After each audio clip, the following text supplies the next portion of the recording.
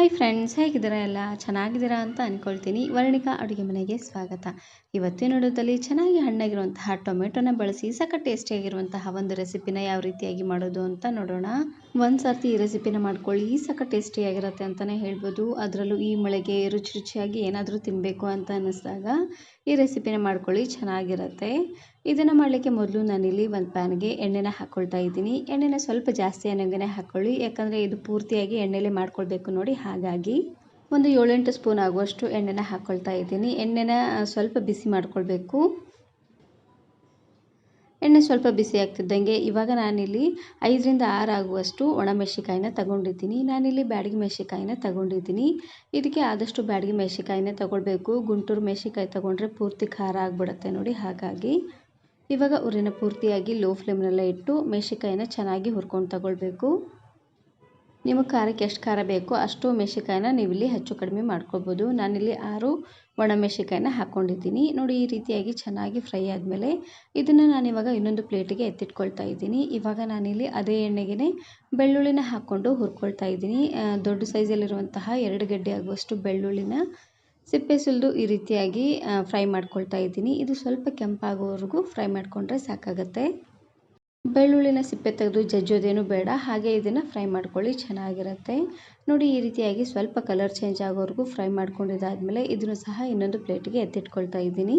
ಎಲ್ಲವನ್ನು ಫ್ರೈ ಮಾಡ್ಕೊಳ್ತಾ ಒಂದೇ ಪ್ಲೇಟಲ್ಲಿ ಜೋಡಿಸ್ಕೊಳ್ತಾ ಬನ್ನಿ ನೋಡಿ. ಈ ರೀತಿಯಾಗಿ ಇವಾಗ ನಾನಿಲ್ಲಿ ಅದೇ ಪ್ಯಾನ್ಗೆ ಮೀಡಿಯಮ್ ಸೈಜಿನ ಒಂದು ಈರುಳ್ಳಿನ ಈ ರೀತಿಯಾಗಿ ಉದ್ದವಾಗಿ ಕಟ್ ಮಾಡಿ ಹಾಕ್ಕೊಳ್ತಾ ಇದ್ದೀನಿ.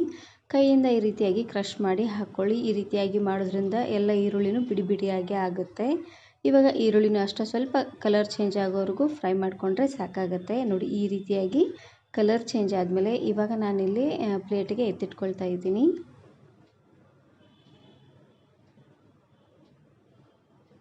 ಒಂದೇ ಒಂದು ಈರುಳ್ಳಿನ ಹಾಕ್ಕೊಂಡ್ರೆ ಸಾಕಾಗುತ್ತೆ. ಇವಾಗ ನಾನಿಲ್ಲಿ ಅದೇ ಪ್ಯಾನ್ಗೆ ಚೆನ್ನಾಗಿ ಹಣ್ಣಾಗಿರುವಂತಹ 2 ಟೊಮೆಟೊನ ಹಾಕ್ಕೊಳ್ತಾ ಇದ್ದೀನಿ. ಇದಕ್ಕೆ ಮೇನಾಗಿ ಟೊಮೆಟೊನ ಸ್ವಲ್ಪ ಜಾಸ್ತಿ ಅನ್ನೋಂಗೆ ಹಾಕ್ಕೊಳ್ಬೇಕು, ಅಂದರೆ ರುಚಿ ಚೆನ್ನಾಗಿ ಬರುತ್ತೆ. ಟೊಮೆಟೊ ಬೇಯಲಿಕ್ಕೆ ಸ್ವಲ್ಪ ಟೈಮ್ ತೊಗೊಳುತ್ತೆ. ಅದು ಬಿಟ್ಟರೆ ಉಳಿದಿರುವಂತಹ ಎಲ್ಲ ಪದಾರ್ಥನೂ ಬೇಗನೆ ಫ್ರೈ ಮಾಡ್ಕೊಂಡ್ಬಿಡ್ಬೋದು. 2-3 ನಿಮಿಷವರೆಗೂ ಚೆನ್ನಾಗಿ ಟೊಮೆಟೊನ ಫ್ರೈ ಮಾಡ್ಕೊಳ್ಬೇಕು. ಟೊಮೆಟೊ ಎಲ್ಲ ಒಂದು ಸೈಡು ಚೆನ್ನಾಗಿ ಬೇಯ್ತಿದ್ದಂಗೆ ಮತ್ತೆ ಈ ರೀತಿಯಾಗಿ ಹೊಳಿಸಿ 2 ಸೈಡು ಸ್ವಲ್ಪ ಕಲರ್ ಚೇಂಜ್ ಆಗೋವರೆಗೂ ಫ್ರೈ ಮಾಡ್ಕೊಳ್ಬೇಕು. ನಾನು ಇದೇ ರೀತಿ ಬಹಳಷ್ಟು ವೆರೈಟಿ ಆಗಿರುವಂತಹ ರೆಸಿಪೀಸ್ನ ಅಪ್ಲೋಡ್ ಮಾಡಿದ್ದೀನಿ. ವಿಡಿಯೋ ನೋಡಿಲ್ಲ ಅಂದರೆ ಈ ವಿಡಿಯೋ ಕೊನೆಯಲ್ಲಿ ಹಾಕಿರ್ತೀನಿ ನೋಡಿ, ಚೆಕ್ ಮಾಡಿ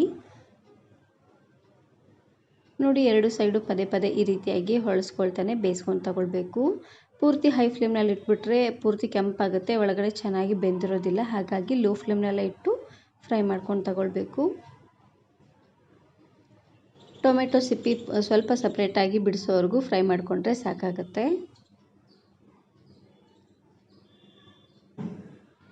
ನೋಡಿ. ಈ ರೀತಿಯಾಗಿ ಚೆನ್ನಾಗಿ ಇದನ್ನು ಫ್ರೈ ಮಾಡ್ಕೊಂಡಿದ್ದಾದಮೇಲೆ ಇವಾಗ ನಾನಿಲ್ಲಿ ಒಂದು ಪ್ಲೇಟಿಗೆ ಹಾಕ್ಕೊಂಡು ಸ್ವಲ್ಪ ಬಿಸಿ ಇರುವಾಗಲೇ ಸಿಪ್ಪೆನ ತೆಗೆದು ಅದಾದಮೇಲೆ ಸ್ಮ್ಯಾಶ್ ಮಾಡ್ಕೊಳ್ಬೇಕು ನೋಡಿ. ಈ ರೀತಿಯಾಗಿ ಎಲ್ಲ ಪದಾರ್ಥನೂ ಚೆನ್ನಾಗಿ ಫ್ರೈ ಮಾಡ್ಕೊಂಡು ತಗೊಳ್ಳಿ. ಇವಾಗ ನೋಡ್ತಾ ಇರ್ಬೋದು ಟೊಮೆಟೊ ಸಿಪ್ಪೆ ಎಲ್ಲ ನೀಟಾಗಿ ಬಿಡಿಸ್ಕೊಂಡಿದ್ದಾಗಿದೆ. ಇದಕ್ಕೆ ನಾನಿಲ್ಲಿ ಲಾಸ್ಟಲ್ಲಿ ರುಚಿಗೆ ತಕ್ಕಷ್ಟು ಉಪ್ಪನ್ನು ಹಾಕ್ಕೊಳ್ತಾ ಇದ್ದೀನಿ. ಉಪ್ಪನ್ನು ನೋಡಿ ಹಾಕ್ಕೊಳ್ಳಿ, ರುಚಿ ನೋಡಿ ಆಮೇಲೆ ಬೇಕಿದ್ರೂ ಹಾಕ್ಕೊಳ್ಳಿಕ್ಕೆ ನಡೆಯುತ್ತೆ. ಟೊಮೆಟೊ ಮೊದಲೇ ಹುಳಿ ಇರುತ್ತೆ ನೋಡಿ, ಹಾಗಾಗಿ ಉಪ್ಪು ಸ್ವಲ್ಪ ಜಾಸ್ತಿ ಆದರೂ ಚೆನ್ನಾಗಿರೋದಿಲ್ಲ. ಉಪ್ಪನ್ನು ಹಾಕ್ಕೊಂಡು ಇವಾಗ ನಾನಿಲ್ಲಿ ಸ್ಮ್ಯಾಶರ್ನ ಸಹಾಯದಿಂದ ಈ ರೀತಿಯಾಗಿ ನೀಟಾಗಿ ಸ್ಮ್ಯಾಶ್ ಮಾಡ್ಕೊಳ್ತಾ ಇದ್ದೀನಿ. ಇದನ್ನು ಮಿಕ್ಸಿ ಜಾರಿಗೆ ಹಾಕಿದ್ರೆ ಅಷ್ಟೊಂದು ರುಚಿ ಆಗೋದಿಲ್ಲ, ಹಾಗಾಗಿ ಈ ರೀತಿಯಾಗಿ ಸ್ಮ್ಯಾಶ್ ಮಾಡ್ಕೊಳ್ಬೇಕು. ಇಲ್ಲಾಂದರೆ ಕುಟ್ಟೋ ಕಲ್ಲಲ್ಲಿ ಕುಟ್ಟಿ ಆದರೂ ತೊಗೊಳ್ಬೋದು, ಇಲ್ಲಾಂದರೆ ಕೈಯಿಂದ ಕಿವುಚ್ಕೊಂಡಾದರೂ ನೀವು ಇದನ್ನು ಮಾಡ್ಕೊಳ್ಬೋದು. ಟೊಮೆಟೊ ಸ್ಮ್ಯಾಶ್ ಮಾಡಲಿಕ್ಕೆ ಸ್ವಲ್ಪ ಟೈಮ್ ತೊಗೊಳುತ್ತೆ. ಹಾಗೆಯೇ ಒಣಮೆಣಸಿಕಾಯಿ ಪೂರ್ತಿ ಮೆತ್ತಗಾಗುತ್ತೆ, ಯಾಕಂದರೆ ಚೆನ್ನಾಗಿ ಕ್ರಿಸ್ಪಾಗಿರುತ್ತೆ ನೋಡಿ. ಹಾಗಾಗಿ ಇದೇ ರೀತಿಯಾಗಿ ಉಳಿದಿರುವಂತಹ ಎಲ್ಲ ಪದಾರ್ಥನೂ ಚೆನ್ನಾಗಿ ಸ್ಮ್ಯಾಶ್ ಮಾಡ್ಕೊಂಡು ತಗೊಳ್ಬೇಕು. ಕುಟ್ಟೋ ಕಲ್ಲಿಗೆ ಹಾಕ್ಕೊಳ್ಳೋ ಹಾಗಿದ್ದರೆ ಒಂದೊಂದೇ ಪದಾರ್ಥನೂ ಹಾಕ್ಕೊಂಡು ಸಪ್ರೇಟಾಗಿ ಜಜ್ಕೊಂಡು ಅದಾದಮೇಲೆ ಎಲ್ಲವನ್ನು ಒಟ್ಟಿಗೆ ಹಾಕ್ಕೊಂಡು ಜಜ್ಕೊಳ್ಳಿ, ಅಂದರೆ ಚೆನ್ನಾಗಿರುತ್ತೆ. ಇದನ್ನು ನೀವು ಬಿಸಿ ಬಿಸಿಯಾಗಿರುವಂತಹ ಅನ್ನದ ಜೊತೆಗೆ ತುಪ್ಪನ ಹಾಕ್ಕೊಂಡು ತಿನ್ಬೋದು, ಸಖತ್ ಟೇಸ್ಟಿಯಾಗಿರುತ್ತೆ. ಹಾಗೆಯೇ ದೋಸೆ ಮತ್ತು ಚಪಾತಿ ರೊಟ್ಟಿ ಜೊತೆಗೆಲ್ಲ ತಿನ್ಬೋದು, ಚೆನ್ನಾಗಿರುತ್ತೆ. ಅದರಲ್ಲೂ ಈ ಮಳೆಗೆ ರುಚಿ ರುಚಿಯಾಗಿ ಏನಾದರೂ ತಿನ್ನಬೇಕು ಅಂತ ಅನ್ನಿಸ್ದಾಗ ಖಂಡಿತ ಈ ರೆಸಿಪಿನ ಟ್ರೈ ಮಾಡ್ಕೊಳ್ಳಿ. ಅನ್ನದ ಜೊತೆ ಅಂತೂ ತುಂಬಾ ರುಚಿಯಾಗಿರುತ್ತೆ ಅಂತಲೇ ಹೇಳ್ಬೋದು ನೋಡಿ. ಇದೇ ರೀತಿಯಾಗಿ ಎಲ್ಲವನ್ನು ಸ್ವಲ್ಪ ನುಣ್ಣದಾಗೋವರೆಗೂ ಸ್ಮ್ಯಾಶ್ ಮಾಡಿಕೊಂಡ್ರೆ ಸಾಕಾಗುತ್ತೆ ನೋಡಿ. ಈ ರೀತಿಯಾಗಿ ಪೂರ್ತಿ ನುಣ್ಣದಾಗಾದರೆ ಅಷ್ಟೊಂದು ರುಚಿ ಆಗೋದಿಲ್ಲ.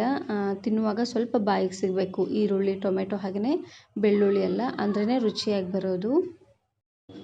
ನೋಡಿ ಈ ರೀತಿಯಾಗಿ ಚೆನ್ನಾಗಿ ಇದನ್ನು ಸ್ಮ್ಯಾಶ್ ಮಾಡ್ಕೊಂಡಿದ್ದಾದಮೇಲೆ ಇವಾಗ ನಾನಿಲ್ಲಿ ಸಣ್ಣದಾಗಿ ಕಟ್ ಮಾಡಿರುವಂತಹ ಕೊತ್ತಂಬರಿ ಸೊಪ್ಪನ್ನು ಹಾಕ್ಕೊಳ್ತಾ ಇದ್ದೀನಿ. ಇದನ್ನು ನೀವು ಯಾವುದಾದ್ರೂ ಬೌಲಲ್ಲಿ ಹಾಕಿ ಫ್ರಿಜ್ಜಲ್ಲಿಟ್ಟರೆ ಒಂದು ವಾರವರೆಗೂ ಸ್ಟೋರ್ ಮಾಡಿ ಇಟ್ಕೋಬೋದು. ತುಂಬಾ ಚೆನ್ನಾಗಿರುತ್ತೆ. ಈ ವಿಡಿಯೋ ಇಷ್ಟ ಆದರೆ ಈಗಲೇ ಒಂದು ಲೈಕ್ ಬಟನನ್ನು ಕ್ಲಿಕ್ ಮಾಡಿ ಫ್ರೆಂಡ್ಸ್ ಆ್ಯಂಡ್ ಫ್ಯಾಮಿಲಿ ಜೊತೆಗೆ ಶೇರ್ ಮಾಡಿ. ಹಾಗೆಯೇ ಮತ್ತಷ್ಟು ಹೊಸ ರೆಸಿಪಿಗಾಗಿ ವರ್ಣಿಕಾ ಅಡುಗೆ ಮನೆ ಯೂಟ್ಯೂಬ್ ಚಾನಲನ್ನು ಸಬ್ಸ್ಕ್ರೈಬ್ ಮಾಡಿಕೊಳ್ಳಿ. Thanks for watching.